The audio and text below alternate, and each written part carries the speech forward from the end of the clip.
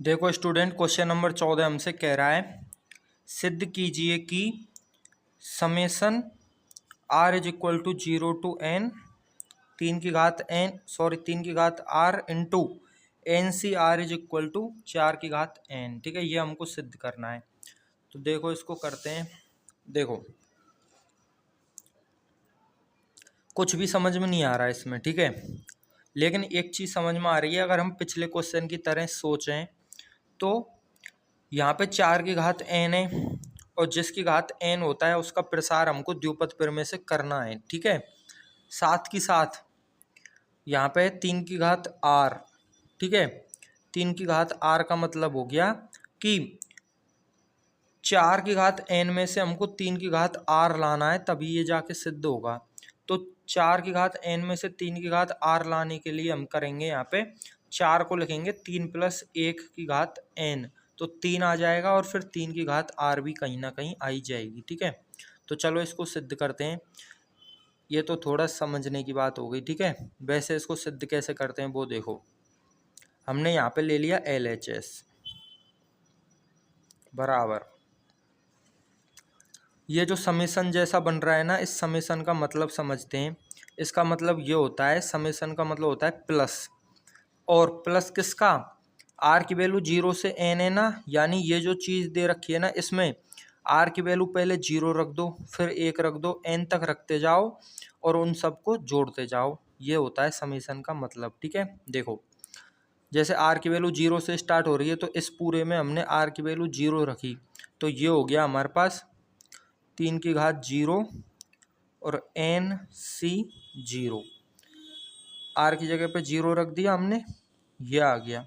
ठीक है, अब इस समेसन का मतलब है प्लस, तो हमने लगा दिया यहाँ पे प्लस आर की वैल्यू 1, तो यहाँ पे आर की वैल्यू 1 लिख दो दोनों जगह पे, तो ये हो जाएगा 3 की घात 1 और NC 1।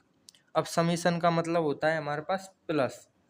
अब आर की जो वैल्यू है वो हमने 1 रख दी। ठीक है, तो आर की वैल्यू रखेंगे अब हम 2, तो यहाँ पे हो जाएगा 3 की घात 2 और NC 2 प्लस प्लस आ गया समीशन की वजह से। ठीक है, तो ऐसे ऐसे हम रखते जाएंगे आर की वैल्यू 0 से लेके n तक और प्लस लगाते जाएंगे, ये होता है समीशन का मतलब। ठीक है, तो यहाँ पे हो जाएगा ये। अब हमारे पास ऐसे ऐसे रखते जा रहे हैं और लास्ट में आ जाएगा हमारे पास आर की वैल्यू n, तो हो गया 3 की घात n और NCn, ये चीज़ आ गई हमारे पास। ठीक है, इसको जो मान है, इसकी जो नाम है ना, इसका नाम दे दो, समीकरण नंबर 1 नाम दे दिया इसका। ठीक है, अब आगे देखो RHS क्या है हमारे पास। RHS है हमारे पास 4 की घात n बराबर 3 की घात लानी है ना, देखो इनमें सब में 3 की घात आ रही है, तो इसको लिखेंगे हम 3 + 1 की घात n। ठीक है, अब यहाँ पे थोड़ा सा ये ध्यान रखना आप लोग कि यहाँ पे 3 की घात 0 से स्टार्ट हो रहा है ना, तो 3 को पीछे लिख लेना और 1 को आगे लिख लेना, तो आपको जल्दी समझ में आएगा। ठीक है, वरना ऐसे भी समझ में आ जाएगा। ठीक है, तो देखो 3 + 1 लिख लिया। अब द्विपद प्रमेय से प्रसार करने पे आ जाएगा हमारे पास, यहाँ प्रसार कर रहे हैं नीचे NC 0, 3 की घात n और 1 की घात 0 प्लस NC 1, 3 की घात n-1 और 1 की घात 1 प्लस NC 2, 3 की घात n-2 प्लस 1 की घात 2। ठीक है, प्लस डॉट डॉट डॉट ऐसे, और लास्ट में आ जाएगा हमारे पास, यहाँ पे लिख रहे हैं लास्ट वाला पद। ठीक है, ताकि आपको समझ में आ जाए। लास्ट में आएगा हमारे पास NCn 3 की घात n-n यानी कि 0 हो गई, और 1 की घात हो गई हमारे पास n, यह आएगा सबसे लास्ट में। इससे पहले आएगा हमारे पास NC, यहाँ पे 1 कम कर दो, n-1, यहाँ पे 1 बढ़ा दो यानी 3 की घात 1, यहाँ पे 1 कम कर दो यानी कि 1 की घात n-1 प्लस इससे पहले आएगा NCn-2, 3 की घात 2 और 1 की घात n-2 और प्लस डॉट डॉट डॉट ऐसे। ठीक है, ये चीज़ आएगी। अब देखो यहाँ पे ये जो चीज़ है ना वो इसके बराबर तो आ गई, बस हमको बराबर सिद्ध करना है। ठीक है, तो यहाँ पे देखो ये 3 की घात 0 है ना ये, और ये एन सी 0 है, तो हमारा क्या आ रहा है सबसे आगे, हमारा आ रहा है यहाँ पे आ रहा है 3 की घात n, फिर 3 की घात n-1, लेकिन इसमें 3 की घात 0 और 3 की घात 1, यानी इसमें तो घात बढ़ रही है और हमारी घात जो है घट रही है, यानी हमको इसको पीछे से पढ़ना पड़ेगा।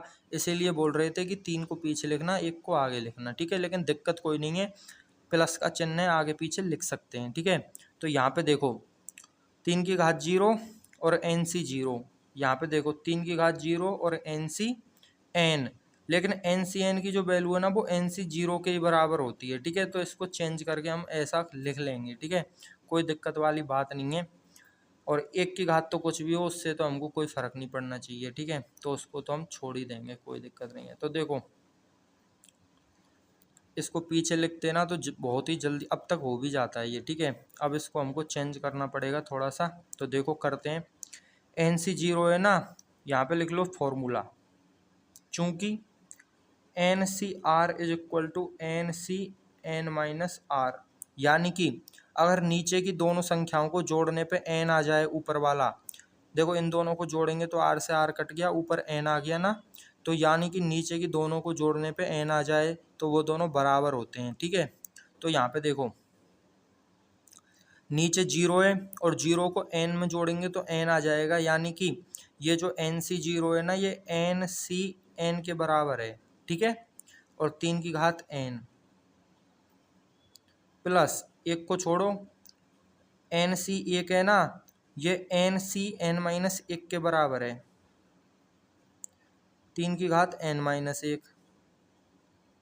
1 को छोड़ो इसको। ठीक है, प्लस डॉट डॉट डॉट इसको भी छोड़ दो, इन दो से ही काम हो जाएगा, ये आ गया, इसको भी यहाँ तक छोड़ दो, इन दोनों को लिख दो बस। ठीक है, प्लस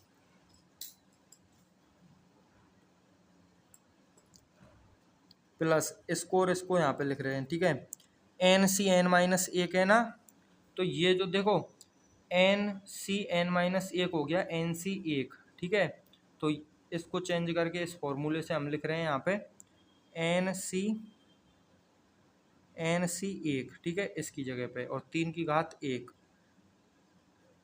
और 1 की घात को छोड़ दो, इसको लिखेंगे हम एन सी एन है ना वो 1 होता है, यानी एन सी 0 के बराबर होता है, 3 की घात 0 और 1 की घात को छोड़ दो। ठीक है, अब इसको देखो, अब इसको थोड़ा सा देखो, यहाँ पे देखो एन सी 0 और 3 की घात 0, यहाँ पे हमारे पास एन सी 0 3 की घात 0 गुणा हो रहे हैं, तो आगे पीछे से कोई दिक्कत नहीं आएगी। ठीक है, उसके बाद 3 की घात 1 एन सी 1, 3 की घात 1 N C 1, plus dot dot dot, ऐसे इसमें प्लस डॉट डॉट डॉट। ठीक है, लास्ट में आ रहा है 3 की घात n और एन सी एन, तो ऐसे चलते गए और लास्ट में आ रहा है एन सी एन और 3 की घात n। ठीक है, अगर आपको द्विपद प्रमेय समझ में आ गई तो ये क्वेश्चन भी बहुत ही आसानी से समझ में आ गया होगा। ठीक है, आगे पीछे लिखने से कोई फर्क नहीं पड़ता, क्योंकि प्लस का चिन्ह लग रहा है, ऐसे भी गुणा में भी आगे पीछे से कोई फर्क नहीं पड़ता। दूसरी चीज,